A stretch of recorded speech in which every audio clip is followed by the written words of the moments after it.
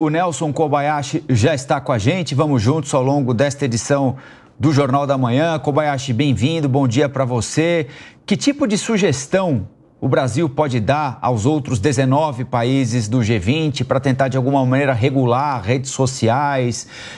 O governo reitera, diz que não é uma tentativa de censurar conteúdo, mas de impor responsabilidade, aquilo que para muita gente virou uma espécie de terra sem lei. Isso é fato na sua avaliação? As leis que nós temos e que já existem são suficientes para responsabilizar quem trata a rede social como terra de ninguém? Qual é a sua avaliação, Koba? Muito bom dia, Rafael Colombo, bom dia, Lívia Zanolini, é sempre um prazer estar com vocês aqui no Jornal da Manhã.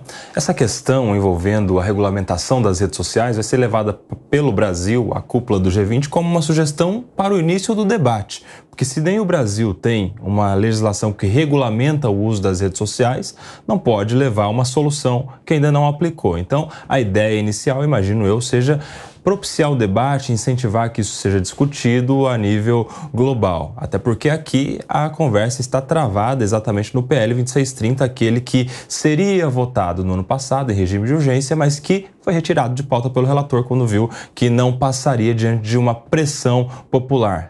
Ficou nós criamos duas narrativas, uma do PL das fake news e outros tratavam o PL como PL da censura. Tudo isso, claro, vai voltar à pauta em 2024, muito impulsionado pelo que fará o TSE em suas regulamentações a respeito do uso da inteligência artificial e das redes sociais nas eleições municipais, mas certamente isso vai voltar à pauta no Congresso também, até porque há uma expectativa de que aquele PL 2630 seja fatiado e discutido em outros projetos de lei, justamente para que haja algum tipo de regulamentação das redes sociais. Eu acredito que a gente tenha legislação suficiente que resolva de alguma maneira tudo que acontece no espaço digital, mas não legislação suficiente. A gente precisa de evoluir o nosso processo legislativo para acompanhar a tecnologia, a modernidade que dia após dia chega com algumas novidades interessantes, como tem sido o caso da inteligência artificial. A gente não sabe exatamente hoje como a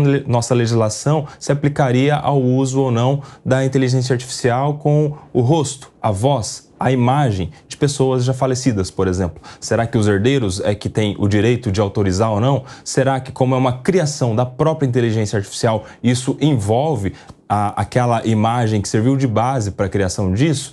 Isso envolve questões de sucessão, portanto, de herança. Isso envolve questões patrimoniais, como o direito à indenização pelo uso da imagem, por exemplo. Além, é claro, de toda a questão criminal envolvendo a questão. Muitos golpes têm sido aplicados com o uso da tecnologia no ambiente das redes sociais também. A gente viu casos de repercussão nacional recentemente, justamente com essa liberdade que a gente tem hoje na rede. Por outro lado, vai ficar sempre aquela questão que gera uma preocupação em toda a população. Qual o limite da regulamentação para que isso não atinja um direito básico fundamental, como é a própria liberdade de expressão, Rafael Colombo? Agora, Kobayashi, nós sabemos que nem sempre a importância de uma pauta é o principal critério para fazer com que ela avance no Congresso Nacional. Na Câmara dos Deputados, por exemplo, recentemente o presidente Arthur Lira se disse engajado em fazer essa regulamentação das redes sociais avançar, principalmente em ano eleitoral. Agora, como você falou agora há pouco, nesse finalzinho do seu comentário, a questão do limite. É possível se estabelecer um limite para que essa regulamentação, essa responsabilização não esbarre nos limites de uma censura prévia?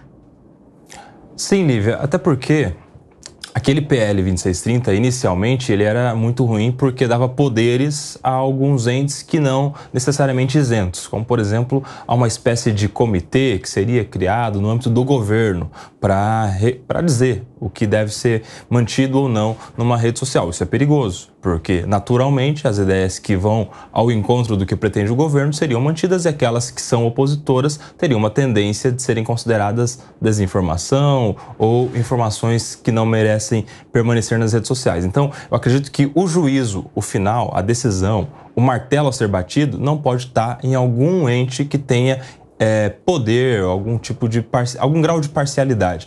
Por isso é que eu acredito que o PL 2630 não atende hoje a uma regulamentação que não coloque em risco a liberdade de expressão. A gente precisaria de um novo projeto que desse mais poder, por exemplo, ao judiciário com determinação de julgamento rápido, célere. Na Justiça Eleitoral, por exemplo, algumas decisões são tomadas em horas, justamente porque cada hora é muito importante para o resultado eleitoral. Acredito que nós deveríamos ter uma regulamentação a respeito do processo que cuida das ações que visem retirar do ar algum tipo de desinformação, também colocando prazos em horas, por exemplo, para que o judiciário aprecie em liminar, em uma tutela de urgência, em uma emergência, algum pedido como esse. Vou citar aqui, por exemplo, o caso da Choquei, em que uma pessoa teria sido vítima de desinformação e uma desinformação que atingiu 80 milhões de pessoas, portanto, com um grandíssimo potencial lesivo à sua honra, à sua imagem.